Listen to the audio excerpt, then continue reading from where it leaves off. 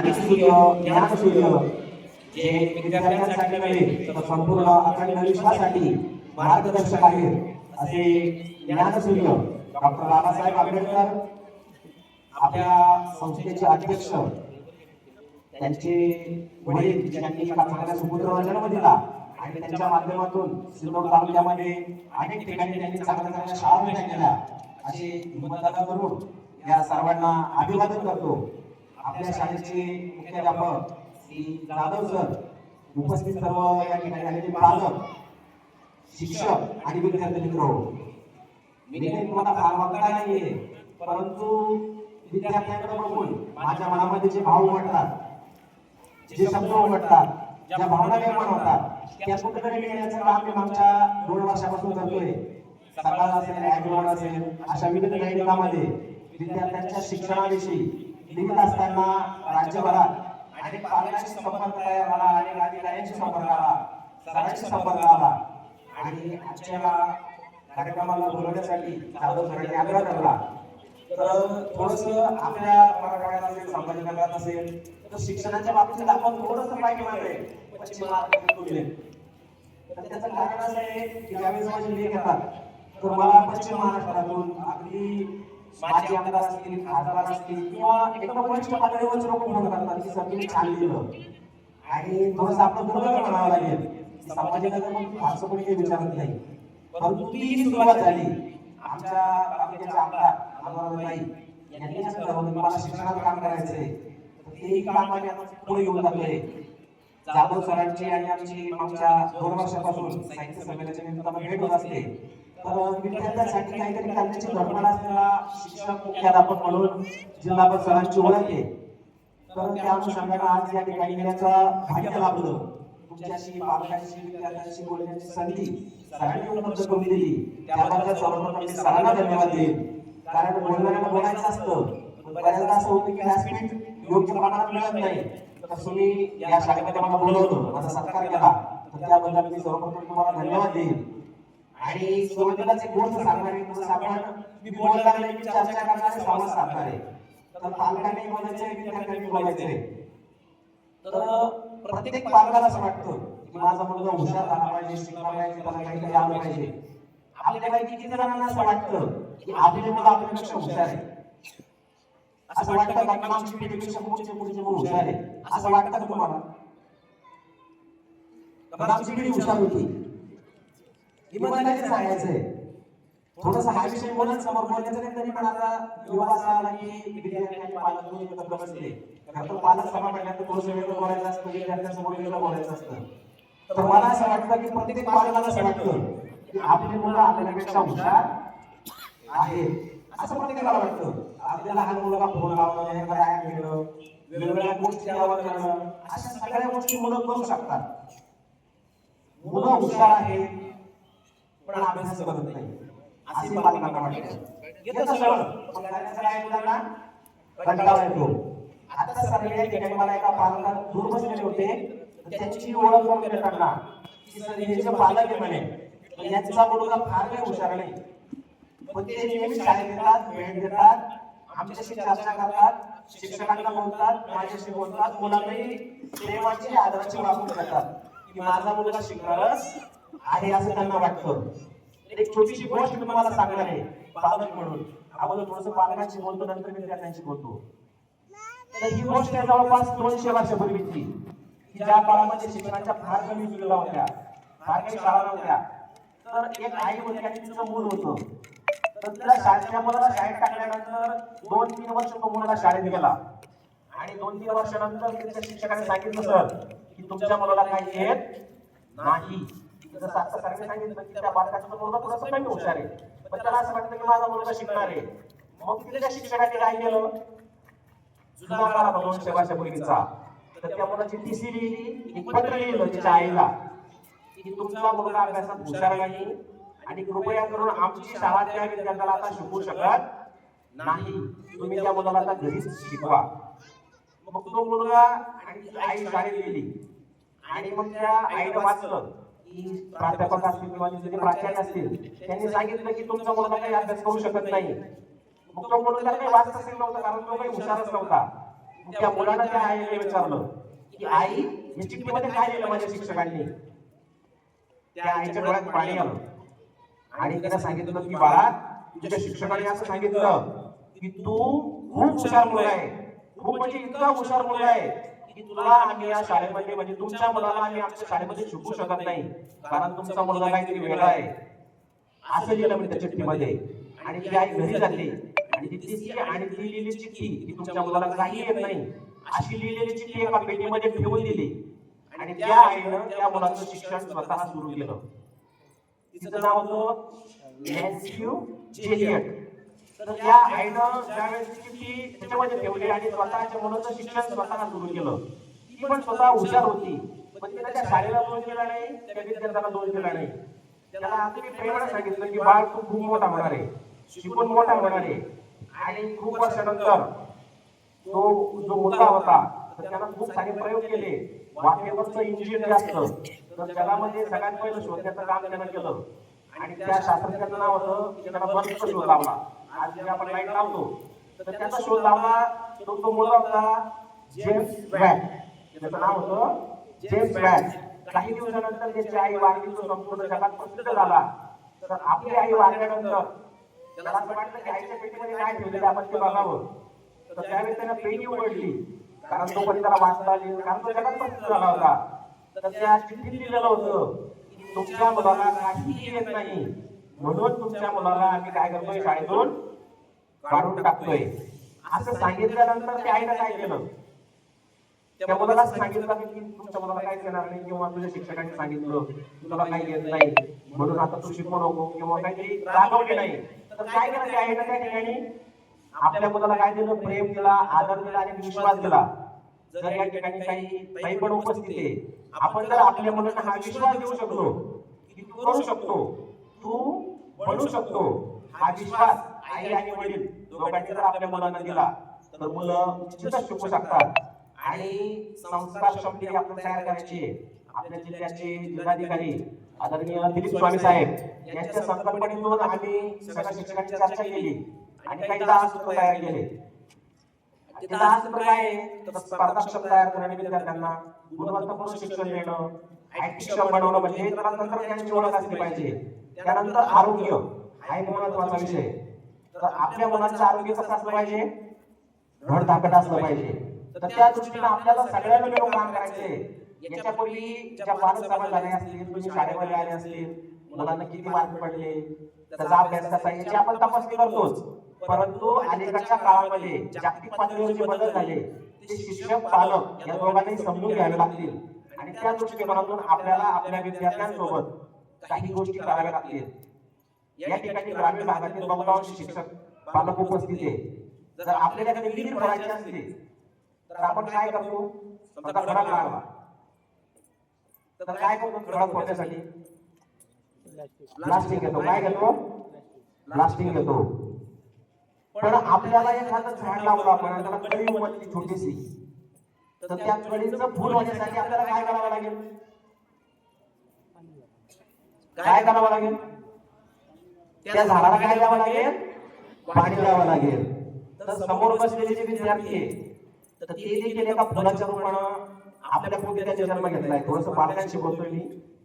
तर एखाद्याचा जन्म होणं ही निसर्गानं देवानं फक्त ते आपलं माध्यम म्हणून जन्माला आलेलं आहे.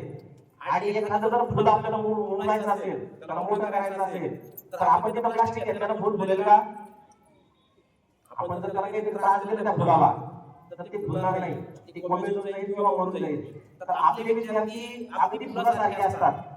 तर ते पाणी द्यावं लागेल, त्याला प्रेम द्यावं लागेल. आता बहुतांश पालक आपल्या विद्यार्थ्यांवर प्रेम करतात. प्रेम करणं म्हणजे नेमकं काय, आपल्या मुलाच्या क्षमता ओळखणं आणि त्या क्षमताच्या अनुरूप त्याला मोठं होण्यासाठी मदत करणं, असं जे पालक करतात. नाही तर तो काही मागतो आपण देत राहतो, याला प्रेम करणं म्हणत नाही. तर आपल्या मुलाला ओळखणं, त्याच्या क्षमतांमध्ये बळ करणं, त्याच्या पंखाचं बळ देणं, याला प्रेम करणं म्हणतात. थोडंसं मुलांना ओळखतो. एक मोठ्या गोष्ट द्यायची, छत्रपती शिवाजी महाराज की, छत्रपती शिवाजी महाराज की. आता तुम्हाला एक प्रश्न विचारणार मी, तुम्ही शाळेत कशासाठी येतात? शिक्षणासाठी. काय काय शिकायचं आपल्याला? शिकून काय करायचंय? मोठं व्हायचंय. अभ्यास जरी केला तरी मोठे होतो आपण. तुम्ही लहान जन्माला आले तर शाळेत गेले तुम्ही 6 वर्षापर्यंत. मग शाळेत जाताही मोठं झालो आपण. मग कशासाठी शिकलो आपण? तुमचे बघा या ठिकाणी आई वडील आलेले, तुमच्या शाळेच्या गाड्या आलेल्या आहेत, बस आलेल्या आहेत. कशासाठी करतोय आपण एवढा सगळा खर्च? शिक्षणासाठी. कशासाठी? शिक्षणासाठी. तुम्हाला गोष्ट आवडते का? सगळ्यांना गोष्ट ऐकायची मग. बरी गोष्ट सांगतो तुम्हाला. एक राजा होता. कोण होता? राजा होता. आणि तो खूप हुशार होता, खूप अभ्यास करायचा तुमच्यासारखाच. आणि त्याच्या मनामध्ये एक प्रश्न यायचा त्यावेळी की देव आहे का? काय प्रश्न यायचा?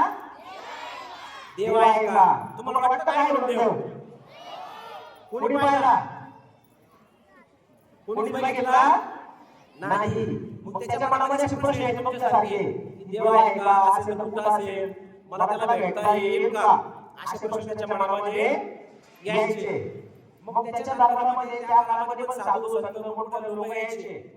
आणि त्याच्या गेटवर जर कोणी आला साधू संतांना भेटण्यासाठी तर तो काय प्रश्न विचारायचा? मग गेटवर कोणाला सगळ्यात पहिला की आमच्या राजाला जो माणूस देवाशी भेट करून येईल त्याला राजा भेटणार आहे.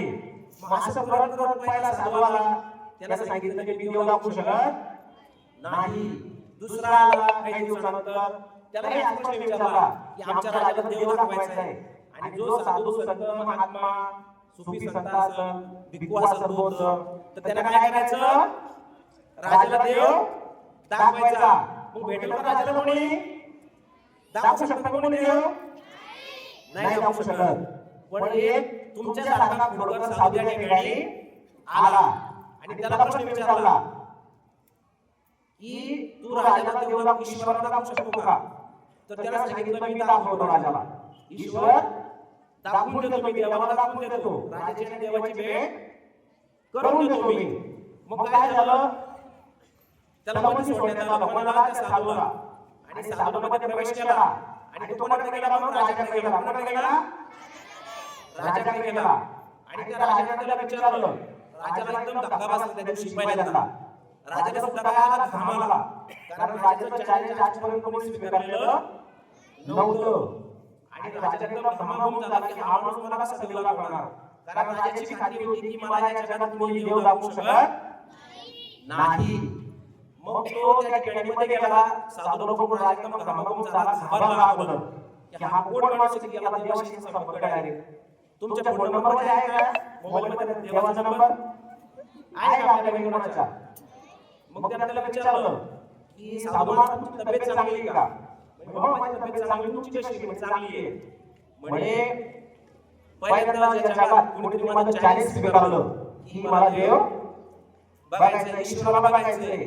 तर मग त्या राजाने सांगितलं की ईश्वराला भेटायचं म्हणजे ईश्वर नावाच्या एखाद्या माणसाला नाही, तर ज्या आपल्याला जन्माला घातलं ते देवाला भेटायचंय. तर तो म्हणला ठीक आहे मी तुमची भेट घालून देऊ शकतो. पण जसं मी गेट मधून आलो एखाद्या मंडळाला भेटायचं आपल्याला असेल, आपल्याला पंतप्रधानाला भेटायचं, आपण डायरेक्ट जातो ना?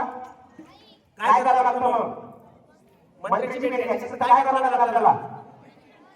मोदीला भेटायचं आपल्याला डायरेक्ट. मुख्यमंत्री कोणी आपले? देवेंद्र. त्यांना भेटायचं आपल्याला डायरेक्ट. मग काय करावं लागेल? आपल्याला त्यांची भेट घेण्यासाठी त्यांचे जे पीए असतात, त्यांचं जे काम बघतात, तर त्यांच्याकडे आपलं नाव नोंदवावं लागतं. आणि त्यांनी जर भेट दिली की तुम्ही भेटू शकता तरच आपल्याला भेटता येतं, नसता भेटता येत नाही. मग त्या साधूला सांगितलं की राजे साहेब जसं तुम्ही राजा आहे आणि तुम्हाला भेटायला येण्यासाठी तुम्ही प्रत्येकाची ओळख घेतला, कोण आला, कुठून आला, कशासाठी आला, तसं तुमचं मला ओळख सांगा तुम्ही कोण आहे. मग मी देवाला चिठ्ठी पाठवत होतो. तर मग राजाने त्यांनी स्वतःचं नाव सांगितलं.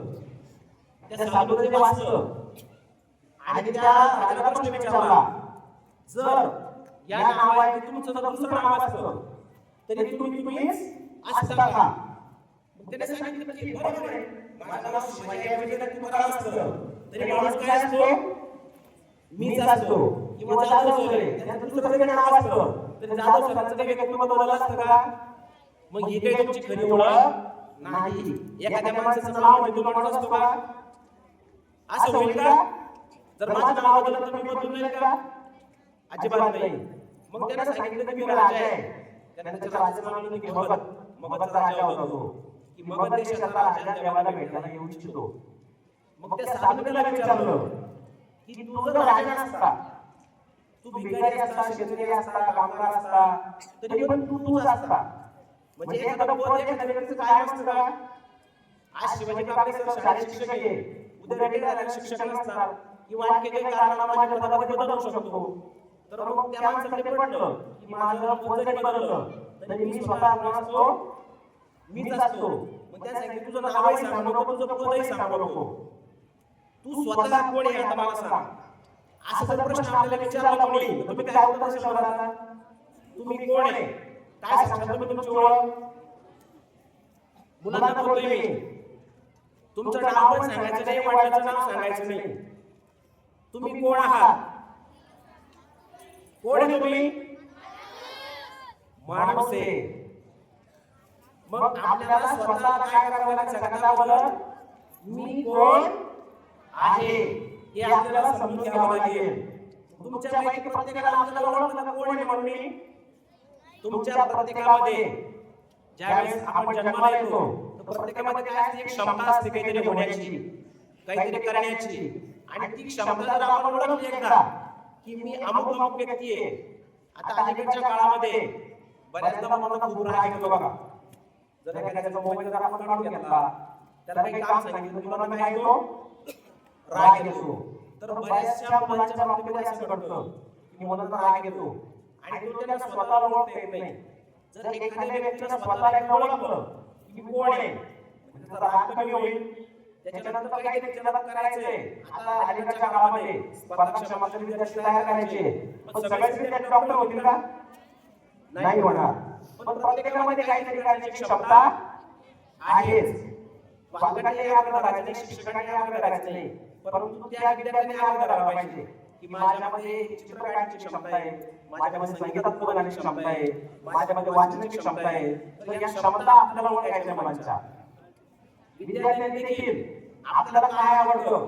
आता तुम्ही घरी गेले सगळ्यांना की उद्याचा तुम्हाला गृहपाठ सांगतो, करुणाशी सगळ्यांना उद्याचा गृहपाठ असा आहे तुम्हाला कोणत्या गोष्टी आवडतात तर त्या सगळ्या काय करायच्या, डायरीमध्ये वहीमध्ये लिहून आणायचे आहे. त्याच्यानंतर आणखी एक प्रश्न सांगतो मी तुम्हाला. मला राग येतो, मला राग येतो, केव्हा केव्हा तुम्हाला राग येतो ते पण लिहून आणायचं. काय करायचंय, राग केव्हा केव्हा येतो तुम्हाला ते पण तुम्ही सगळ्यांनी काय करायचं, वहीमध्ये लिहून आणायचं प्रत्येकाला. त्याच्यानंतर मला खूप चांगलं वाटतं, केव्हा केव्हा तुम्हाला चांगलं वाटतं ते पण तुम्ही काय करणार, वहीमध्ये लिहून आणणार. आपण ज्यावेळेस स्वतःचा राग, भावना, प्रेम या गोष्टी ओळखू तर त्यावेळेस आपण आपला प्रवास हा शिक्षणाकडे सुरू होतो. कशाकडे सुरू होतो? शिक्षणाकडे. केवळ शाळेमध्ये शिक्षक शिकवतात म्हणून विद्यार्थी शिकत नाही. तर प्रत्येकाला हा जो प्रवास शिक्षणाचा तर हा स्वतःपासून सुरू करावा लागतो. तुमच्या आजूबाजूला अनेक काही लोक असतील की त्यांना कोणी सांगायला नव्हतं, तरी पण ते काय झाले, स्वतः शिकले. अगदी 40 वर्षापूर्वी 30 वर्षापूर्वी अशी परिस्थिती होती की प्रत्येक कुटुंबामध्ये काही अडचणी होत्या आणि त्या अडचणीतून मार्ग काढत प्रत्येक विद्यार्थी पुढे गेले. तर तसंच तुमच्या माध्यमातून आपल्याला आपल्या मुलांकडे लक्ष द्यायचं आहे. सगळ्यात पहिलं आपल्याला लक्ष द्यायचं की आरोग्यक्षम विद्यार्थी घडविणे. तर या ठिकाणी जाधव सरांनी मला एक पुस्तक भेटलं, राजमाता जिजाऊच्या नावानं. तर जिजाऊ मातेने काय केलं, आपल्या मुलांवर चांगलं लक्ष दिलं. आता अलीकडच्या काळामध्ये मुलांच्या खानपानामध्ये, जेवणामध्ये जे आपण पूर्वी खायचो तसे पदार्थ राहत नाही. डाळीचे पदार्थ होते तर ते विद्यार्थ्यांना आवडत नाही, बरेचसे भाजीपाला विद्यार्थ्यांना आवडत नाही. तर काय वाटतं मला खायचं सगळ्यांना? कुरकुरे आवडतात का? खरं खरं सांगा. कुरकुरे आवडतात, चिप्स आवडतात, आणखी वडापाव आवडतो, आणखी काय आवडतं? कचोरी. आपण सगळेजण विज्ञानाचं पुस्तक शिकतो, तर आपल्याकडं जे जीवनमूल्य असतं, पौष्टिक अन्नधान्य जे असतं, तर ते आपल्या आहारात एकदम कमी होत चाललं. तर अलीकडच्या काळामध्ये मी स्वतःला प्रश्न विचारला होता बघा, किती पालकांना असं वाटतं की आपली मुलं हुशार आहेत, तर प्रत्येकाला असं वाटतं की आपली मुलं काय हुशार आहेत. मग अडचण काय आहे? आज प्रत्येकाची आर्थिक परिस्थिती चांगली आहे, प्रत्येकाची आर्थिक परिस्थिती काय आहे? चांगली आहे. एक वर्षभर किराणा पुरेल एवढं आज आपण विकत घेऊ शकतो, परंतु आपल्याकडे पैसे असणं हे चांगलं आरोग्य नाही. तर माता असतील, पालक असतील, यांनी मुलांच्या आरोग्याकडं अधिकाधिक लक्ष द्यायचं काम जर केलं तर मुलांचं आरोग्य सक्षम बनेल. आणि शाळेमध्ये या ठिकाणी मी काही गोष्टी बघितल्या, तर विद्यार्थी आरोग्यक्षम करण्यासाठी या शाळेतही चांगले प्रयोग होतात. आपली जी चौथी मीटिंग घेतली, तर आरोग्य केवळ शारीरिक नसतं तर मानसिक आरोग्य असतं. जसं आपण आता मोबाईलशी बोलू, किती मोबाईल बघतात बरं सगळेजण? एवढे बघतात मोबाईल? जवळपास सगळेजण काय बघतात? घराखाली. काय बघतात तुम्ही मोबाईल मध्ये? इंस्टाग्राम. काय काय असते इंस्टाग्राममध्ये? रील असतात. काय असतात? रील. चॅट जीपीटी किती झाला माहिती? Chat GPT. आता चॅट जीपीटी वर काय बघता तुम्ही? काय बघतात? मला ऐकायला नाही येत. प्रश्न उत्तर बघतात ना? तुम्ही यांना सांगितलं चॅट जीपीटी शोधायला? बघा, मी अगोदरच म्हटलं की मुलं आपल्यापेक्षा काय हुशार आहे. तर ज्यावेळेस आपण मोबाईल बघतो, तर मोबाईलचा उपयोग विद्यार्थ्यांनी जर स्वतःच्या अभ्यासासाठी केला तर निश्चितच त्याचा फायदा होणार आहे.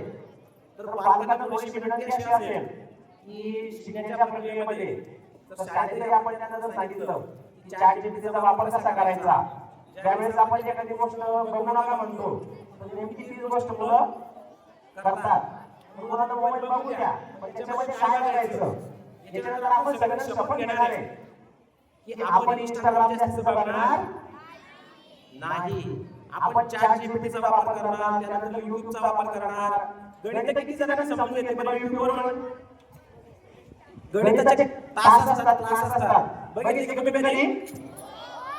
एखाद्या शिक्षकाचं नाव सांगा मला गणित शिकवणाऱ्या. युट्यूबवरचे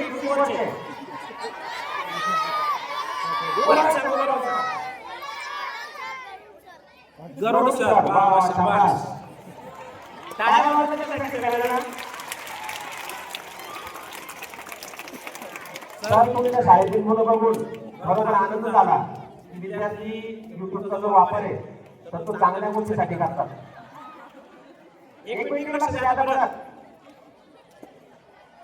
तर आयुष्य म्हणजे काय की आपल्या विद्यार्थ्यांच्या हातामध्ये नवीन तंत्रज्ञान तर आपल्याला यायचंच आहे, परंतु जर मानवाच्या हातात जर काही आपण यासाठी गोष्टी दिली तर ते संपूर्ण जगाला पेटवून देण्याचं काम करेल. तर हा जो मोबाईल आहे याचा जर आपण चांगला वापर केला तर तुम्ही निश्चित जगात मोठे होशाल, परंतु जर चुकीचा वापर केला तर आपला सत्यानाश देखील या मोबाईल मध्ये होऊ शकतो. तुम्हाला चांगला करायचं की वाईट करायचं आहे? चांगला. तर चॅट जीपीटीचा वापर करा. गणिताचे जे अवघड प्रश्न आहेत तर ते देखील समजून घ्या. तर एक तुम्हाला गोष्ट सांगणार मी, गोष्ट आवडते तुम्हाला? तर आपल्या देशामध्ये काय काय बघा, वतन लोगो कोणी गायलेलं गाणं? कोणी गायलेलं आहे? लता मंगेशकर यांनी. तर लता मंगेशकर या भारतातील सगळ्यात मोठ्या गायिका आहेत. त्यांचं निधन झालं काही दिवसापूर्वी. त्यांना भारतरत्न पुरस्काराने सन्मानित करण्यात आलं होतं. तर लता मंगेशकर, सचिन तेंडुलकर माहिती तुम्ही कोण होते? क्रिकेटर होते. तर आपण काय करतो, आपण सरांच्या शाळेत शिकवलं की घरी दप्तर फेकून देतो आणि दुसऱ्या दिवशी शाळेत जायच्या वेळेस ते परत शोधतो बरोबर की नाही? त्या घडीला फक्त बरोबर आपण बघत नाही. तर लता मंगेशकर यांनी जवळपास लाखाच्या वर गाणी गायले आणि त्या दररोज सकाळी किती वाजता उठायच्या? 4 वाजता. किती वाजता? 4 वाजता. कशासाठी बरं? संगीतामध्ये रियाज असतो. काय असतो? रियाज म्हणजे सराव असतो बघा. सा रे ग म प ध नि सा असे दररोज म्हणतात बघा सकाळी उठून. तर त्या जवळपास 70-75 वर्षाच्या झाल्या होत्या. तरी पण त्या दररोज काय करायच्या? सकाळी लवकर उठायच्या आणि रियाज करायच्या. काय करायच्या? रियाज करायच्या. मग त्यांना खूप गाणे म्हणता येत होते. 1 लाखाच्या वर त्यांनी गाणे म्हटले होते. त्यांना गरज होती कसं करायची? त्यांनी जर ठरवलं असतं की आपण काही सराव करायचा नाही, आपण कुठे गेलं की गाणं म्हणू शकतो, परंतु त्यांनी तसं केलं का? नाही केलं. दररोज सकाळी 4 वाजता ते उठायच्या आणि दररोज सराव करायच्या.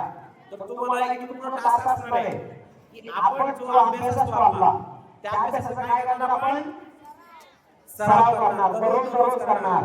झालं सर. अलीकडच्या काळामध्ये रील बघू नका. याचं पण तुम्हाला मी कारण सांगणार आहे. ज्यावेळेस आपण रील बघतो, किती सेकंदाची असते रील? किती सेकंदाची असते? 10 सेकंद, 15 सेकंद, 30 सेकंद. ज्यावेळेस आपण स्क्रोल करत चालतो तर आपल्या मेंदूला सवय होते. आपला मेंदू काय होतो? चंचल होतो आणि मग त्याच्यावर आपली एकाग्रता होत नाही. तुम्हाला जर आयुष्यात मोठं व्हायचं असेल खरोखर तर सगळ्यात पहिले तुम्ही रील बघणं काय करा? बंद करा. तर त्याऐवजी एखादा शिवाजी महाराजांचा पिक्चर, आपली मराठीतला एखादा चांगला चित्रपट, हिंदीतला चित्रपट, संघर्ष चित्रपट सांगितले की देशभक्तीपर चित्रपट बघा, दाखवा. अलीकडच्या काळामध्ये 3 तास शिक्षक क्षमता मुलांमध्ये आलेली आहे. तर मला काय म्हणायचे की आपण मुलांसंग ज्यावेळेस घरामध्ये येतो तर आपला आणि मुलांचा संवाद थोडासा कमी झाला. ज्याचं आपण मुला होते आई वडील आपण सगळे एकत्र बसायचो, परंतु अलीकडच्या काळामध्ये विद्यार्थी आणि पालकांचा संवाद कुठेतरी कमी होतोय. जेवढं आपले वडील आपल्यासोबत बोलत होते, खेळत होते, गप्पा मारत होते, आपण आता मारत नाही. तर जसं आपण मुलांसोबत संवाद साधू, जर एखाद्याला एखादी गोष्ट सांगायची असेल आणि त्याला जर उद्देश केला आपण जर ती गोष्ट आवडत नाही, तर मुलांसोबत जर आपण मित्र म्हणून मुलांशी संवाद साधला, तुला काय काय आवडतं, काय काय करतो, आज शाळेमध्ये काय काय घडलं, तर या गोष्टी सहज असते मुलं शिकतात. एक मागच्या महिन्यामध्ये मी एका देवस्थानात गेलो होतो, माझ्या सासवडी मोरा. सासवडीला आलो आणि जायचं वाटामध्ये मंदिर होतं. तर माझा 2 वर्षाचा मुलगा त्या मंदिरावर चढायला लागला. कारण आमच्या कार्यक्रमाचा आपण संस्काराने मुलांची शिरवणूक असा कार्यक्रमाला आपण नाव दिलं. तर त्यावर मला मुलाचं बसलं. मग तो पाया चढायला लागला. तो फेसबुकला पण व्हिडिओ टाकलेला आहे. जर तुम्हाला असं वाटतं मला बघायचं आहे तर मग काय झालं, तो पाया फुटून जायचा मोड्याच्या देवीचा. तर तो 2 वर्षाचा मुलगा पाया चढायला लागला. माझी पत्नी आणि एक मोठा मुलगा पटापट चढले आणि पायाच्या चपला काढून मंदिरात गेले. आणि 2 वर्षाचा जो मुलगा होता तो मी पाठीमागून त्याचा व्हिडिओ घ्यायला सुरुवात केली. मला कौतुक याचं होतं की तो कसा पाया चढतोय. परंतु जसा तो देवीच्या मंदिराच्या जवळ गेला तर त्याने एक पाय थोडासा वर ठेवला मंदिराच्या फरशीवर आणि परंतु पाय लगेच मागे घेतला आणि आपल्या पायात त्याने काय केले, बूट काढून टाकले. नंतर मध्ये गेला. किती वर्षाचा मुलगा? 2 वर्षाचा. तर आपली मुलं जी आहेत सगळी तर ती निरीक्षणातून, अनुकरणातून आणि अनुभवातून शिकत असतात. मग चांगले अनुभव मुलांना कोण देणार आहे? मग ही गोष्ट त्याला शिकवतो का आपण? मी त्याला सांगितलं होतं गुण काढ म्हणून, आईने सांगितलं होतं. त्याला कशातून शिकला तो बघून शिकला. त्याने काय केलं? निरीक्षण केलं. संस्कार मूल्य बाजारात विकत मिळत नाही. तर ती कुठून मिळतात? आई आणि वडिलांपासून. आपण जर घरामध्ये मुलांसोबत थोड्याशा गप्पा मारल्या, संवाद साधला, तुझ्या शाळेमध्ये आज काय काय झालं, मुलांचा दररोज अभ्यास ठेवा सगळे नसतो. मुलं ज्यावेळेस घरी येतात, तुझ्या मॅडम कोण आहे, सर कोण आहे, गणित कोण शिकवतं, विज्ञान कोण शिकवतं, तू आज काही नवीन शिकला का, अशा गप्पा जरी मुलांसोबत आपण मारल्या ना, मुलं आपोआप अभ्यास करतात. आता मी स्वतः शिक्षक आहे, परंतु मी माझ्या मुलाचा कधीच अभ्यास घेत नाही. कधीच नाही. चुकूनही त्याला तुझा काय अभ्यास बाकी आहे आणि काय अभ्यास केला कधी विचारत नाही. परंतु मी काय करतो मुलांसोबत गप्पा मारतो आणि गप्पा मारता मारता त्यालाही कळत नाही की आपण आपला अभ्यास घेतला आणि त्याला असं वाटतं की आपला अभ्यास करतोय. तर मुलांशी जर आपण संवाद साधला तर मुलं आपल्याला सगळ्या गोष्टी सांगतात. लहान मुलं जे असतात तर त्यांच्या मनामध्ये अनेक प्रश्न असतात आणि अलीकडच्या काळामध्ये मुलांना पण सांगतो मी उद्या रविवार आहे. काय उद्या रविवार. किती दिवस शेतामध्ये जातात? जवळपास सगळे शेतामध्ये जातात आजकाल. तर आपण सोमवार ते शनिवार एकही दिवस शाळा न चुकवता शाळेत यायचं. परंतु ज्या दिवशी आपल्याला सुट्टी असते त्या दिवशी पालकांना सांगतो मी यांना आवर्जून शेतात घेऊन जा. थोडंसं काम करायचं काय सवय लावा. अलीकडच्या काळामध्ये मुलांना जे पाहिजे ते वस्तू आपण देत राहतो तेही घेत राहतात. परंतु संस्काराची सवय ही कुटुंबातच मिळते. तर सण हा संस्कार असतो. या ठिकाणी शाळा मोठी आहे, परिसरात स्वच्छता असेल तर बऱ्याचदा शाळेमध्ये जर एखाद्या शाळेला काम सांगितलं तर पालक म्हणतात आमच्या मुलाला लवकर येतात. परंतु तसं न मानता आपल्याला मुलांना जीवन कौशल्य शिकवायची आहे. आपल्याकडे पैसा भरपूर असणारे येणारा कागद असणारे तो पैसा असणारे त्याच्यानंतर वस्तू पण असणारे आपल्याकडं आणि अनेक कुटुंब असे की कलेक्टर साहेब सुट्टीच्या कार्यक्रमात नेहमी सांगत असतात जाधव सर की भारतामध्ये किंवा महाराष्ट्रामध्ये ज्या मुलामुलींचे लग्न होत आहे तर त्यातील 68% घटस्फोट होऊ लागले. काय होऊ लागले? पती पत्नीमध्ये बेबनाव झाला आणि प्रकरण कोर्टात गेलं. असं 68% लोकांच्या बाबतीत घडतंय आणि त्या 68% लोकांचा सर्वे केला तर त्या सर्वेला असं आढळलं की दोघंही पती पत्नी नोकरीला आहे किंवा पती नोकरीला आहे, बंगला आहे, गाडी आहे, सगळ्या सुखसुविधा आहे. अशाच कुटुंबामध्ये घटस्फोटाचं प्रमाण जास्त आहे. एक असं खायला भेटायचं नाही, प्यायला भेटायचं नाही. आपण मुली देताना काय बघून देतो? घरी चांगलं असलं पाहिजे आणि ज्या घरी चांगलं तिथे घटस्फोट आले याचा अर्थ आपण कुठेतरी काहीतरी चुकतंय. अगदी आमची ताई तिला चहा सुद्धा येत नाही असं मोठेपणा सांगणाऱ्या पण बाया आपल्या आजूबाजूला की आमच्या मुलीला चहा पण येत नाही, तुला पीठ भिजवणं माहित नाही, तुला पोळी करणं माहित नाही. येणाऱ्या काळामध्ये आपल्याला शिक्षणाची व्याख्या बदलावी लागणार आहे. जसं की आपल्या लहानपणी आपण शेतात जायचो, काम करायचो तर येणाऱ्या पिढीला देखील आपल्याला स्वतःमध्ये जीवन कौशल्य विकसित होण्यासाठी स्वतःचं दप्तर स्वतः ठेवणं, केस विंचरणं, आंघोळीचं पाणी घेणं, मुली असतील मुलं जरी असते तर स्वतःचे कपडे धुण्याची सवय लावणं, संस्कार याच्यापेक्षा वेगळे नसतात. आता पालकांना असं वाटतं की संस्कार असला पाहिजे, आदर असला पाहिजे. तर ही गोष्ट आपण कशाला बघणार आहे की घरामध्ये प्रत्यक्षात मुलांना कामाचे अनुभव द्यायचे. अगदी पोळ्या करणं, स्वयंपाक करणं या जर गोष्टी लहानपणापासून मुलांमध्ये रुजल्या, मुलीमध्ये रुजल्या तर निश्चितच आयुष्यामध्ये कोणतं तरी संकट आलं तर त्याला सामोरं जाण्याची शक्ती आपल्या मुलांमध्ये असली पाहिजे. तर त्या दृष्टिकोनातून प्रत्यक्ष अनुभव जे असतात शेतीतले असतील, कुटुंबातले असतील, त्यानंतर एकमेकांचा आदर करणं. ज्या वेळेस आपण पती पत्नी म्हणून एकमेकांचा आदर करू त्यावेळेस मुलांना स्त्रियांचा आदर कर असं सांगण्याची गरज पडत नाही. याही गोष्टीला आपण ध्यान द्यायचंय की संस्कार हे काही बाजारात मिळत नाही. आपल्या मुलांशी संवाद ठेवा, त्यांच्यावर भरपूर प्रेम करा, त्यांना थोडीफार कामाची काय करा सवय ठेवा. आणि तुम्ही काय करा सगळ्यांना अभ्यास किती तास करता बरं? 10 मिनिट बोलूया एक दोन जण आपण 10 मिनिट मुलांसोबत चर्चा करू. 10 मिनिट एक महिना बोलू बघा. आपापसात गप्पा मारायच्या नाही. किती तास अभ्यास करतो रोज? 3 तास. बस झाले. तर अलीकडच्या काळामध्ये मुलांना फारसा काही अभ्यास करावासा वाटत नाही. शिक्षकांना असं वाटतं की पालक लक्ष देत नाही, पालकांना असं वाटतं की शिक्षक शिकवत नाही आणि विद्यार्थ्यांना असं वाटतं की दोघेही वेळे दोघांनाही कळत नाही. अशी परिस्थिती आहे. बऱ्याचदा मुलांची केस काय होतात खूप वाढलेले असतात. तर शाळेमध्ये येताना आपण ती काळजी घ्यायची पालकांची आपल्या व्यवस्थित कटिंग करणं. संस्कार जर आपण शिकवायचे मुलांना तर आपल्याला याही गोष्टीकडे लक्ष द्यावं लागेल. आणि तुम्हालाही सांगतो मी, आता 10वीचं वर्ष किंवा 8वी 9वीचे जे मुलं असतील तर आपल्या आजूबाजूला खूप सारे कार्यक्रम होतात बघा. तर त्या कार्यक्रमांना शक्यतो टाळा. बऱ्याचदा असं होतं की हळद असते किंवा लग्न असतं तर सध्याच्या कार्यक्रमामध्ये फक्त नाच सुरू आहे. काय सुरू आहे? नाच गाणे सुरू आहे. आपलं 9वीचं वर्ष 10वीचं वर्ष हे आयुष्यातील कशात महत्त्वाचं वर्ष आहे. आपण जर अशा कार्यक्रमात जर जास्त सहभाग घेतला की आपला कार्यक्रम लागला आणि आपण आयुष्यात काही करू शकत नाही. आज सकाळी ज्यावेळेस मला इथे यायचं होतं तर माझी गाडी माझ्या भावाने घेऊन गेला होता.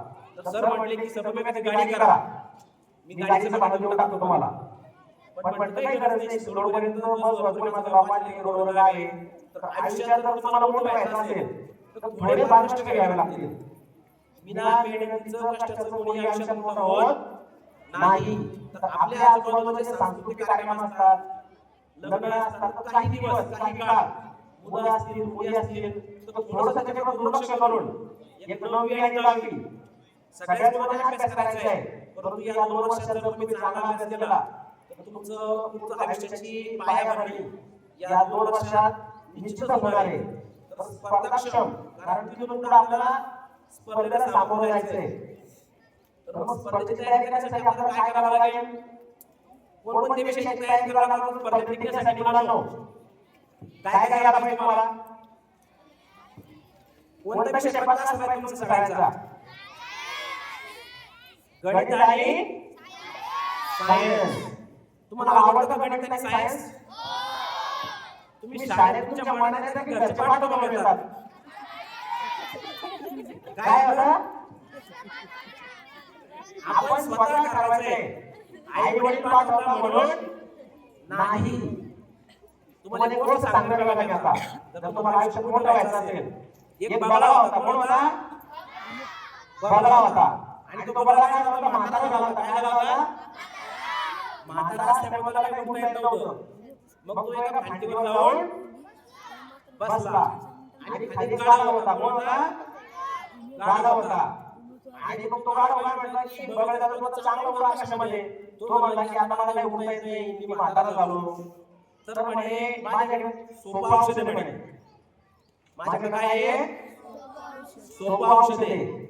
खाली एक शेण पडलेलं होतं, गाईचं म्हशीचं कशाचं तरी असेल. तर तू जर हे शेण खाल्लं म्हणे तर तू उडाला लागशील चांगला आकाशामध्ये उंच. मग त्या बगळ्याला असं वाटलं की चांगली गोष्ट आहे, कोणीतरी सांगताय आपल्याला, म्हणून आपण काय केलं पाहिजे? ऐकलं पाहिजे. आणि तो बगळा खाली येतो आणि ते शेण खातो. आणि खरंच असं होतं की त्याच्या अंगामध्ये काय येते? ताकद येते. आणि तो बगळा उडून झाडाच्या उंच शेंड्यावर जाऊन बसतो. तर त्या ठिकाणी एक शिकारी असतो. कोण असतो? शिकारी असतो. तो शिकारीला बघतो आणि त्याला गोळी मारतो आणि बगळा तिथं मरतो. म्हणजे आपल्याला जर आयुष्यात मोठं व्हायचं असेल तर आई वडील सांगता म्हणून नव्हे, शिक्षक सांगता म्हणून नव्हे, तर जर तुम्हाला काही करायचं असेल तर कोणाला ठरवायचं आहे? स्वतःला. कोणाला ठरवायचं आहे? स्वतःला. जोपर्यंत आपण स्वतः ठरवत नाही की मला एखादी गोष्ट करायची आहे तोपर्यंत तुम्ही आयुष्यात काही करू शकत नाही. तर काय काय करावं लागेल आपल्याला मोठं होण्यासाठी? आपल्या कामामध्ये काय असलं पाहिजे? सातत्य असलं पाहिजे. काय असलं पाहिजे? सातत्य. मग सातत्य कोणतं असणार? मी तुम्हाला एक छोटासा फॉर्म्युला सांगणार आहे की आपण ज्या वर्गात आहे त्या वर्गाच्या निम्म्या तास आपण काय करायचा? अभ्यास करायचा. किती वेळ? निम्मा वेळ. आता 10वीचे मुलं आहेत तर किती तास अभ्यास करतील? निम्मे म्हटल्यानंतर 5 तास. किती तास? 9वीतली मुलं 4.5 तास. 8वीतली मुलं करता का तुम्ही सगळ्यांना? करता का? कोणी सांगणार नाही? सगळ्यांना संकल्प करता नाही का मला अभ्यासाचा? नक्की किती तास करणार? किती मिनिटं? रील्स बघण्याची सवय आहे तुम्हाला. कशाची? रील्स बघण्याची. फक्त शाळेचा अभ्यास करायचा नाही 5 तासामध्ये. तर त्याच्यामध्ये काय करणार ते पण सांगतो मी तुम्हाला. आपल्या शाळेमध्ये ग्रंथालय असेल किंवा पुस्तकं विकत घ्या. छत्रपती शिवाजी महाराज, डॉक्टर बाबासाहेब आंबेडकर थोर शास्त्री कलाकार विज्ञान प्रशासन आपल्याकडं, तर त्यांची छोटी छोटी चित्र भेटतात. तर ते चित्र आपण काय करायचंय, वाचन करायचं सर्वांनी. जर आपण महापुरुषांचं चरित्र वाचलं तर आपल्याला मूल्य संस्कार हे शिकवण्याची गरज पडत नाही. आपल्यापैकी वाचलेली कोणी पुस्तकं एखादं शाळेच्या व्यतिरिक्त पुस्तकं वाचलेले आहेत का? एक घोषणा नोट द्यायची, छत्रपती शिवाजी महाराज की, छत्रपती शिवाजी महाराज की. शिवाजी महाराज आवडतो सगळ्यांना, सगळ्यांना. शिवाजी महाराजांचं एखादं पुस्तक वाचलं तुम्ही? वाचलं नाही? वाचलं वाचलं कोणी वाचलं?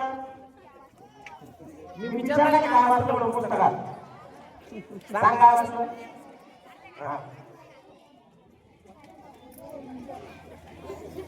आपण शिवजयंती साजरी केली सगळ्यांनी.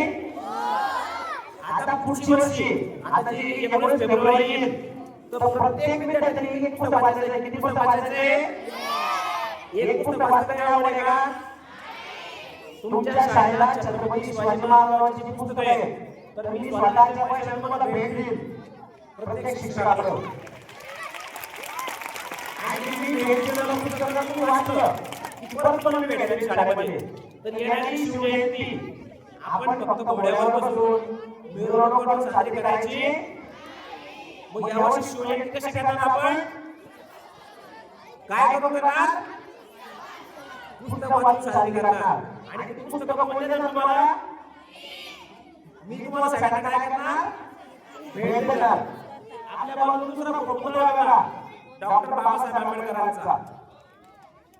तर ज्यावेळेस त्यांचं निधन झालं तर ते दिल्लीला होते. कुठे होते? दिल्लीला. तर त्यांच्या घरामध्ये किती पुस्तकं असतील बरं? पुस्तकं किती असतील त्यांच्या स्वतःच्या घरात? किती होते? 25,000. किती होते? 25,000. आणि ते मुंबईत पण राहायचे, त्यांचे 2 ठिकाणी घर होते. तर त्यांच्या मुंबईच्या घरामध्ये त्यावेळेस 15,000 पुस्तकं होते. किती होते? 15,000.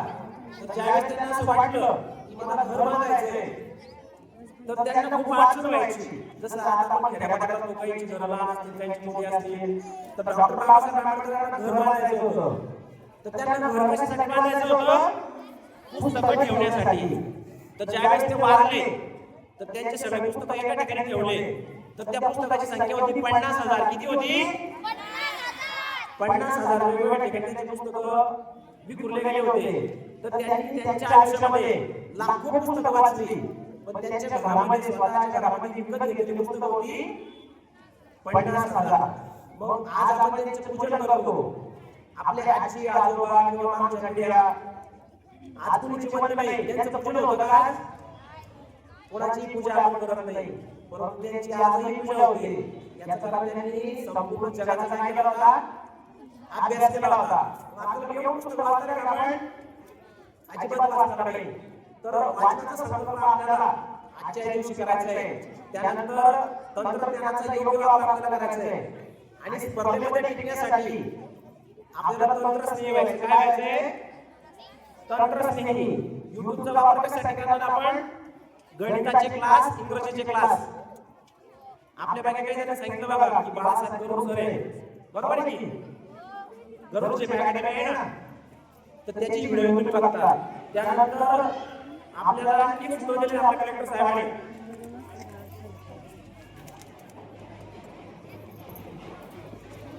स्व अभिव्यक्तीला प्रोत्साहन देणे. आपण मी सुरुवातीला गोष्ट सांगितली बघा की मला काय आवडतं, याचं काय करायचं? तुम्ही लिस्ट करायची. आपल्या बाकी कुणाला कविता करता येते का? मुलींना, मुलांना कधीतरी स्वतः कविता लिहिली का तुम्ही? लिहिली. आणखी एक सवय आपल्याला थोडीशी बाळगायची आहे. आपण शाळेतून घरी गेल्यानंतर मी दिवसभरात काय केलं तर ते आपल्याला सगळं लिहून काढायचंय. ते काय करणार आपण?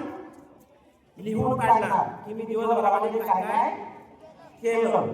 ते जर आपण सवय लावून घेतली, मी स्वतः काय करतो दिवसभर, आपण स्वतःच्या डोळ्यावर कल्पना करत नाही. या ठिकाणी बहुतांश पालक वर्ग बसते. तर आपल्या सर्वांच्या बाबतीत असं घडतं की आपलं शेजाऱ्याचं काय चाललं आणि बाजूचं काय चाललं सगळ्याकडे आपलं लक्ष असतं, परंतु आपलं स्वतःकडे कधी लक्ष असत नाही.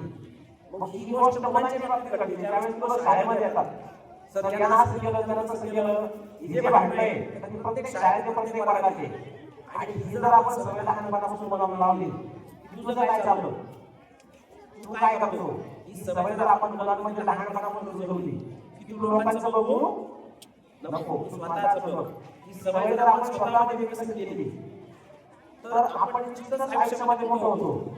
आणि मी स्वतः घरी आल्यानंतर पुस्तकं वाचणार, शेतामध्ये जाणार, काम करणार, तर आपल्या स्वतःमध्ये काय की ज्या विद्यार्थ्याला ज्या बालकाला मिळतं तर त्याचं भवितव्य निश्चितच चांगलं असतं. तर मुलांचं मानसिक आरोग्य चांगलं ठेवण्यासाठी मुलांचा स्क्रीन टाइम जो आहे तो आपल्याला कमी करायचा आहे. तर मुलांना एक सवय लावायची आपल्याला. इकडे एक मिनिट लक्ष द्या. हॅलो, मी हॅलो बोलतो, तुम्ही हाय करायचं. हॅलो हॅलो हाय हाय. तर आता एक सवय आपण लावून घेणार आहे आजपासून. तुमचे या ठिकाणी आई वडील पण आहे. मी स्वतः हा प्रयोग केला. मी स्वतः काय केलं, जाधव सर गेले, मी स्वतः माझ्या कुटुंबापासून सुरुवात केली की मुलांना मोबाईल मागितला की मी घरात पुस्तकं आणून ठेवलेली वेगवेगळी, पुस्तकाची 4 पानं वाचायची अभ्यासक्रमाव्यतिरिक्त, आणि नंतर मोबाईल पाहायचा. त्याने नंतर झालं असं की मुलांना मोबाईल बघायला आवडतो, परंतु मी मुलांना दररोज एक एक गोष्ट वाचायला सांगतो, आणि तू काय वाचलं ते मला परत सांग. त्या गोष्टीमध्ये काय होतं, त्या पुस्तकात काय होतं, तर त्याच्यामध्ये जे भरपूर पुस्तकं वाचून झाले तिसरीला आताशी. तर ही जर सवय आपण पालकांनी घरी मुलांना लावली, मराठीची छोटी पुस्तकं भेटतात बघा मार्केटला गेली किंवा तुम्ही सरांना सांगा, सर हे चांगली पुस्तकं उपलब्ध करून दिली, ते पुस्तकं जर घरात दररोज मुलांनी वाचले तर संस्कार शिकवण्याची गरज पडत नाही. पुस्तकांमध्ये चांगले चांगले चरित्र असतात, त्या चरित्रांमधून मुलं आपोआप शिकतात. संस्कार ही गोडीसाठी बाजारात भेटणारी वस्तू नाही. तर ते पुस्तकातून भेटतील, ते आपल्या स्वतःच्या वागण्यामुळे भेटतील. तर कर्नाटक संकल्प सगळ्यांना यावर्षी 19 फेब्रुवारीचा कोणता संकल्प आहे आपला, पुस्तक वाचून शिवजयंती साजरी करणे. हा फक्त एक उपक्रम झाला. अजून स्पर्धाक्षम होण्यासाठी आपल्याला काय करायचं आहे, गणित आणि विज्ञान या 2 विषयावर आपल्याला काय करायचं आहे, अधिक लक्ष द्यायचं आहे. त्यानंतर तुम्हाला मराठी शिकवतात बघा, तर मराठी म्हणजे फक्त प्रश्न उत्तर लिहिण्यासाठी नाही, तर तुम्हाला कथा तयार करता आली पाहिजे, कविता तयार करता यायला पाहिजे. तशा पद्धतीचे काही उपक्रम तुमच्या शाळेमध्ये सुरू असतात. तुमच्या पेपरमध्ये ज्या बातम्या होत्या, अत्यंत उपक्रम शाळा आहे या ठिकाणी सर्वांची माता कोणाचं आणि कार्यक्रम या ठिकाणी झाले, ते देखील त्याचा फायदा आपल्याला घ्यायचा आहे. त्यानंतर आणि काय काय करणार आपण स्पर्धा टिकण्यासाठी, मुलांसोबत बोलतोय मी पाठीमागं. काल विज्ञानाचा प्रश्न झाला, कोण सहभागी झाला त्याच्यात विज्ञानाच्या प्रश्नात उभे राहा. कालच्या विज्ञानाच्या प्रश्नात जे जे विद्यार्थी सहभागी झाले होते त्यांच्या सगळ्यांचा आपण टाळ्या वाजवून स्वागत करू. जोरदार टाळ्या वाजवल्या पाहिजे.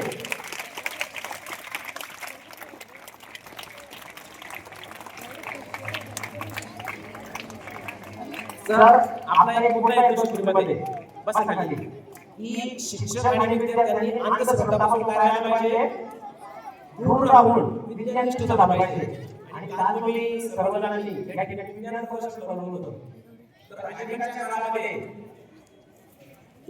मुलं विज्ञानापासून दूर चालली आणि साधू संत काही मोठे असतात, मी कोणाचंही नाव घेणार नाही, परंतु जे लोक सांगतात की बेटा तेरा भाव जाएगा किंवा काहीतरी जादूचे प्रयोग करतात, मुलांना महिलांना फसवतात, तर तसं काही घडत नाही. आयुष्यामध्ये एखाद्याने आशीर्वाद देऊन माणूस मोठा होत नाही.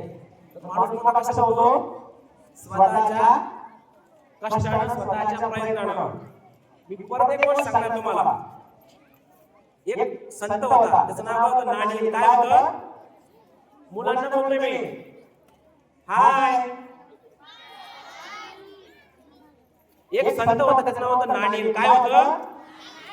नाणेन. आणि त्या नाणेनकडे शिकण्यासाठी त्याचा शिष्य जो होता तर तो रात्रीचा त्या ठिकाणी गेला. त्याला खूप अभ्यास त्या ठिकाणी केला आणि त्याला आता घरी जायचं होतं. कुठं जायचं होतं त्याला? घरी जायचं होतं. तर अंधार असल्यामुळं त्यानं काय केलं? त्याच्या गुरुने सांगितलं की मला घरी जाण्यासाठी एखादा दिवा द्या. काय द्या? दिवा द्या. आणि नाणेननं त्याच्या हातामध्ये काय दिला? दिवा दिला. आणि दिवा दिल्यानंतर थोड्याच वेळामध्ये तो विजून पण टाकला. 5 मिनिटांमध्ये तुला त्याला लागत नाही. त्याच्या गुरुने काय केलं? त्याचा दिवा विजून टाकला. तो एकदम घाबरला. त्या गुरुला शिव्या द्यायला लागला की हे गुरु काही कामाचे नाही. यांनी मला काय केला? जो दिवा होता जाण्याचा तोच विजून टाकला. 5 मिनिटात आपण संपवणार आहे एवढी गोष्ट आहे का फक्त? पण त्याच्या गुरुने काय सांगितलं त्याला की तू काय करा? स्वतःचा दिवा स्वतः हो. तुम्ही आत्ताच छत केले का कधी? नसत केले. आपण बाबांशी बोलतो ज्यावेळेस आपण अंधारातून बाहेर निघतो तर आपली सुरुवातीला काही दिसत नाही. पण आपण रस्त्याला लागलो की आपलं सगळं दिसतं. तर मग तशा पद्धतीने त्याच्या गुरुने सांगितलं सर की आता तू काय कर? स्वतःचा मार्ग काय कर? स्वतः शोध. आणि नाणेन रस्त्याने गेला. त्याला ठोकरा लागल्या, पाणी ठिकाणी पडला. त्याला त्या दिवशी त्याच्या गुरुने खूप शिव्या दिल्या. तुम्ही म्हणता ना सरांना शिव्या. सरांनी अभ्यास दिला की आपण सरांना शिव्या देतो ना? देतो की नाही? नाही देत ना? तुम्ही हुशार मुलं आहे. तर मग तो नाणेन म्हणाला की माझा गुरु काही चांगला नाही. अनेक रस्त्यामध्ये मला ठोकरा खायला लागल्या, अनेक ठिकाणी मी पडलो. पण तोच नाणेन ज्यावेळेस थोडासा आणखी पुढे गेला तर त्याला सगळं दिसायला लागलं अंधारात सुद्धा. आणि त्याला स्वतः रस्ता काय केला? स्वतः तयार केला. तर विद्यार्थ्यांनी पण तेच करायचंय. आई वडील सांगता म्हणून नाही, शिक्षक सांगता म्हणून नाही, तर स्वतःचा रस्ता स्वतः तयार करायचा आहे. तर हेनरी फोर्ड हे नाव तुम्ही ऐकलं असेल. कोणतं? फोर्डची गाडी बघितली तुम्ही? फोर्ड. तर फोर्ड कंपनीचा जो मालक होता हेनरी फोर्ड, ही गोष्ट बालकांसाठी कसं बघितलं तर त्यांनी काय केलं होतं? त्याच कंपनी समोर स्वतःच्या मुलाला बूटपाटीचं दुकान लावून दिलं होतं. येणारे जाणारे लोक विचारायचे बाबा की एवढा मोठा माणूस हेनरी फोर्ड आणि त्याचा मुलगा काय करतो? बूटपाटीचं काम करतो. त्याला येणारच विचारलं हिंमत करून तुम्ही त्या मुलाला कामाला लावलं.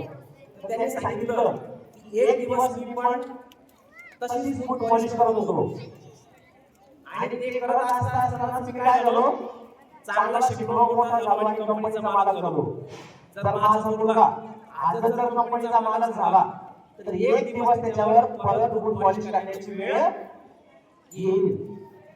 तर मुलांना कष्टाची सवय जर आपण लहानपणापासून जर आपण चांगल्या पद्धतीने लावली तर निश्चितच मुलांचं भवितव्य जे आहे तर ते निश्चितच चांगलं घडेल.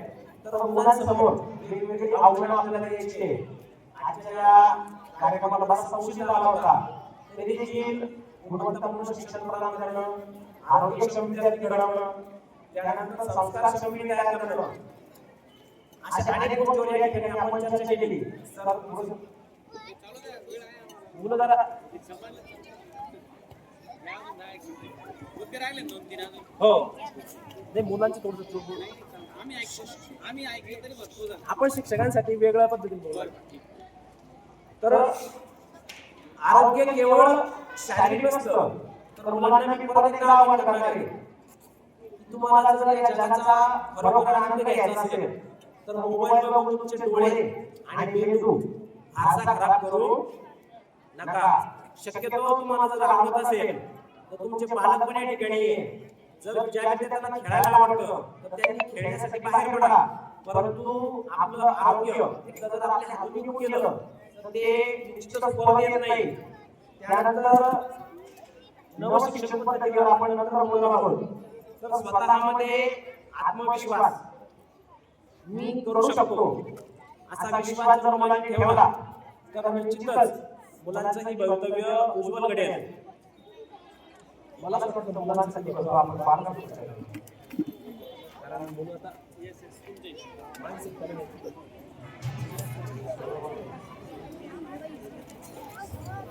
एक मिनिट, एक कोणता संकल्प करायचा आपल्याला शेवटचा एकच करू आज. शिवजयंती कशी साजरी करणार आपण? पुस्तकं वाचून. त्यानंतर डब्यामध्ये काय काय खाणार? आईनं घरची भाजी दिली ती भाजी आपण डब्यामध्ये खाणार. आयुष्यामध्ये जर आपल्याला मोठं व्हायचं असेल तर आपल्याला चांगलं खावं लागेल. त्यानंतर तिसरी गोष्ट आपण करणार आहे, प्रत्येकाला, शिक्षकाला, पालकाला आदराने बोलणार. कसं बोलणार? आदराने बोलणार. आपले पालक असतील, शिक्षक असतील, आपल्याला काही गोष्टी सांगतात, आपल्याला त्यांचा राग येतो, परंतु त्या गोष्टी आपल्या भविष्यासाठी उपयोगाच्या असतात. तर आपण काय करणार? शिक्षकांनी, पालकांनी सांगितलेल्या गोष्टी ऐकणार आणि भरपूर पुस्तकं वाचून भरपूर अभ्यास करणार. त्यानंतर ज्या मुलांची केस वाढलेले बघा, आहे का हिरो आपल्याकडे? हिरो आहे का शाळेत? हिरो केस वाढलेले हिरो आहे का? तर आपल्याकडे एक म्हण आहे बघा, आमच्या जुन्या काळामध्ये म्हणायचं, केस वाढवून देवाणलं होण्यापेक्षा बुद्धी वाढवून काय व्हा? विवेकानंद व्हा. कोण व्हा? विवेकानंद व्हा. विवेकानंद एक भारतीय तत्वचिंतक होते आणि त्यांनी संपूर्ण जगाचा प्रवास करून भारतीय हिंदू धर्माचा किंवा भारतीय धर्माचा, हिंदू म्हणजे फक्त जो हिंदू धर्म मानतो नव्हे, तो माणुसकीला मानतो, असा धर्म त्यांनी संपूर्ण जगभर सांगितला. तर केस वाढवण्यापेक्षा काय व्हा? विवेकानंद व्हा. त्याच्यानंतर दादा, भाई असे भरपूर अलीकडच्या काळात. अलीकडच्या काळामध्ये जर आपण प्रत्येक गावात गेलो, 11वी 12वीची मुलं दादा आणि भाई होतात आणि त्यांना ते बॅनरवर फोटो जर खूप आवडतो, तर बॅनरवर जर फोटो घ्यायचा असेल तर तुम्ही एक पण चालू करा, तुमच्या शाळेमध्ये जो मुलगा पण नवीन त्याचं बॅनर शाळेत लावा. रोडवर आवडत नसतं. एखाद्या राजकीय नेत्याचं कार्यकर्ता होण्यापेक्षा आपल्या बुद्धीच्या जोरावर आपण शाळेमध्ये चांगले मार्क मिळवा. सर त्याच्या शाळेमध्ये जे आपल्याला कोण आहे करतील, निश्चितच त्याचं बॅनर लावतील. आणि पश्चिम महाराष्ट्रामध्ये बऱ्याचशा गावांचा ठराव घेतला, आपल्या गावाचा जो मुलगा एखाद्या परीक्षा पास होईल, एखादा क्रमांक मिळवेल, तर त्याचं बॅनर लावतात. राजकीय नेत्याचं लावत नाही. आपल्या संभाजीनगर जिल्ह्यामध्ये सध्या राजकीय परिस्थिती किंवा लोकांना राजकारण किती आवड निर्माण झाली, प्रत्येकाला असं वाटतं की आपण त्या बॅनरला असलं पाहिजे, ते नेत्यांना मला नसलं पाहिजे. ते आपल्याला काही करू शकत नाही. तर ज्ञानाच्या जोरावर कोणताही समाज मोठा होत असतो. चांगली शिक्षण करणं, मुलांना चांगले संस्कार देणं, या गोष्टी जर ग्रामीण भागातील पालकांनी केल्या तर निश्चितच त्यांची बॅनरवर फोटो लागल्याशिवाय राहणार नाही. कोणत्याही राजकीय नेत्याचं कोणतेही पण तुम्ही बॅनर लावण्यापेक्षा आपल्या विद्यार्थ्यांकडे लावलं तर ते निश्चितच होऊ शकतं. त्यानंतर कौशल्यपूर्ण शिक्षणावर आपलं थोडंसं बोलावं लागेल. तर मुलांमध्ये विविध गुण असतात, तर त्याच्यावर थोडंसं बोललं पण शकतं की त्यांना शेतामध्ये घेऊन जा. त्यानंतर कामाचा अनुभव मुलांना द्या, कारण कौशल्याचं शिक्षण कशावर करायचं असतं? अनुभवावर करायचं असतं. तसे विद्यार्थी आपल्याला घडवायचे, तर संगणकाच्या संदर्भात काही आपल्याकडे सुविधा असतील, तर रोबोटिक्सच्या प्रयोगशाळा चालू होत आहेत. आपल्या शाळेमध्ये सगळ्या सुविधा आपण उपलब्ध करून दिल्या कौशल्याधारित शिक्षणाच्या. कारण राष्ट्रीय शिक्षण धोरण म्हणतं की फक्त मुलांना व्याख्यान देऊ नका, तर त्यांच्या हाताला काय द्या? काम द्या. तर तशा प्रयोगशाळा जर आपल्याला स्थापन करायच्या असतील तर थोडंसं पालकांनी सहकार्य करणं अपेक्षित शाळेला. कारण प्रत्येक वेळी शाळेकडे एवढा फंड असेलच अशी खात्री नसते. तर आपल्या मुलांचं भविष्य आपल्याला घडवायचं असेल तर आम्ही पश्चिम महाराष्ट्रामध्ये शाळा बघितल्या, तर त्या ठिकाणी तिथले पालक आपली जिल्ह्याची शाळा जरी असली तर त्या शाळेला ज्या ज्या गोष्टी लागतील त्या त्या गोष्टी पालकांकडून त्या शाळेला उपलब्ध करून दिल्या जातात. ते कोणासाठी देतात? मुलांसाठी देतात. कारण जर आपल्या मुलांना आता अलीकडच्या काळामध्ये शिकवण्याची काही फायदा नाही, पण मुलांनी कौशल्याधारित शिक्षण घेतलं तर निश्चितच त्याचा फायदा होईल. कारण सांगितलं प्रत्येक गावाचा एक ठिकाणी आलेला आहे. सर्व बालकांची प्रत्येक नवीन घ्या आणि 8वी पासून पुढं 8वी 9वी त्या ठिकाणी कौशल्याधारित शिक्षण आणि जे पुण्यामध्ये पश्चिम महाराष्ट्रामध्ये बघितलं त्याच्यासाठी सुविधाही मदत लागत, मग ते कशा पद्धतीने राबवायचं तर त्याच्यासाठी आपल्याला स्वतंत्र शिक्षण द्यावे लागतात. तर तेही जर आपल्या शाळेमध्ये सुरू करता आलं तर निश्चितच ह्याच्या मुलांना अभ्यासाचा कंटाळा येतो, तर त्या मुलांना या गोष्टी आवडतात AI असेल रोबोटिक असेल अशा पद्धतीचे अभ्यासक्रम आता आपल्याला प्रत्येक शाळेमध्ये सुरू करावे लागतील पालकांनी आणि शिक्षकांनी पुढाकार घेऊन कारण तुम्ही विद्यार्थ्यांच्या हातात वेळ आहे शिकायलाच तयार आहे फक्त शिकवणारे काय पाहिजे तयार पाहिजे तर कौशल्याच्या शिक्षणाची संकल्पना आहे तरच ती पूर्ण होणार आहे तर अशा पद्धतीनं आपण आजच्या या कार्यक्रमामध्ये विविध विषयावर चर्चा केली आणि स्वतःचं आरोग्य चांगलं ठेवण्यासाठी काय काय करता येईल या विषयावर चर्चा केली थोडंसं माझा आवाज बसलेला होता कारण 2 दिवस झाले झालेले आवाजाला खूप त्रास होतोय तर आधी वेळ नाही घेतला आपण पालकांची स्वतंत्रपणे या ठिकाणी नंतर चर्चा करू आणि खास करून मला विद्यार्थी गेल्यानंतर शिक्षकांसोबत एका वर्गामध्ये चर्चा करायची तर आपण विद्यार्थ्यांना जाऊ दिलं तर आपण शिक्षकांसोबत या ठिकाणी चर्चा करायची कारण शिक्षक जर सक्षम असेल तर सगळ्या गोष्टी घडून येणार तर आपण पालकांसोबत 10-15 मिनिटं आणि शिक्षकांसोबत 10 तास चर्चा करू आजच्या या कार्यक्रमाला आपल्या शाळेचे मुख्याध्यापक जाधव सर यांनी मला बोलवलं 2 दिवसापासून तब्येत खराब होती माझी तयारी झाली नाही तरी देखील माझ्याकडे जे काही असेल तर ते या ठिकाणी त्याचा प्रयत्न केला आणि संगीतच्या शाळेत एक पुस्तकं भेटलं नाही आणि ते पुस्तकं जर 19 फेब्रुवारी तुम्हाला जानेवारी उपलब्ध करू तर प्रत्येक विद्यार्थ्यांनी पुस्तकं आलं पाहिजे अशा पद्धतीने पुस्तका शाळेला काही पुस्तकं भेट देणारे यावर्षी शिवजयंती आपल्याला फक्त ढोल ताशे न वाजवता शिवजयंती पुस्तक वाचून आपल्याला यावर्षी साजरी करायची तर त्यासाठी जी मदत लागेल ती माझ्याकडून तुमच्या शाळेला उपलब्ध केलं जाईल आजच्या या कार्यक्रमाला आपण सर्वांनी मला बोलवलं माझा सन्मान या ठिकाणी केला खरं बोलायला काय कथा पण नाही मला शिक्षकांना क्रेडिट द्यायला आवडतं पहिली गोष्ट आणि द्यायला आवडतं कारण वक्ते वेगळे असतात त्यांना फार चांगल्या पद्धतीने बोलता येतं तरी देखील माझ्या मनामध्ये जे विचार होते ते मी आपल्यासमोर प्रकट केले आणि संत ज्ञानेश्वर माऊली म्हणतात बोललेले पुढे वेडे वाकुडी उत्तरे करा क्षमा अपराध महाराज तुम्ही जर बोलण्याच्या ओघामध्ये बऱ्याचदा एखादा शब्द चुकीचा पडतो तर तो चुकीचा असेल तर तुम्हाला परत करा आणि जे चांगलं असेल तर ते या ठिकाणी आपण घेऊन जावं एवढी या ठिकाणी विनंती करतो आणि आपल्या शाळेच्या बाबतीत भविष्यामध्ये देखील आपल्याला जी मदत लागेल तर ती मदत करण्यासाठी कारण एखादं काम करणं हे एकट्याचं काम नसतं तर आपण सगळे मिळून ते काम करण्याचा संकल्प आजच्या दिवशी करूया माझा सन्मान केला त्याबद्दल धन्यवाद आणि या ठिकाणी थांबतो धन्यवाद तर म्हणजे देखील मला वाटतं काम करता करता जे जे अनुभव आले जे जे काही ट्रेनिंग करताना तुम्हाला अनुभव आले आमच्या सर्वांपर्यंत पोहोचवले मनापासून आभार व्यक्त करतो.